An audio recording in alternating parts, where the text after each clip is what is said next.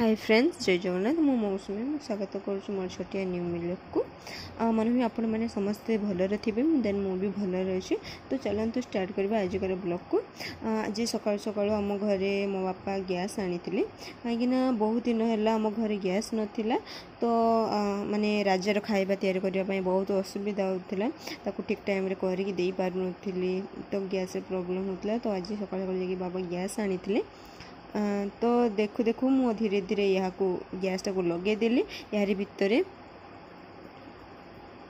धीरे धीरे गैसटा जलिबार आरंभ है। या भितर मो पुओ राजा उठी पड़ा ताको टिके भलसे सफासफी कर मौसी मान पाखर छाड़ी देते। मौसी मैंने पाठ पढ़ुते।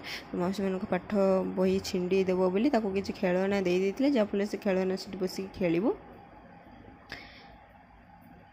ता भितर छोट माउसी थी तार सीट दूसरा मुझे तार खाଇବା तैयारी करने कहीं से सकाଳେ केवल बालुफुटा खाए। बालुफुटारे किसी बीट लुण आल मिश्री आ बालू 2 चामच दे पानी देके भलसे गोले पानी रे फेंटी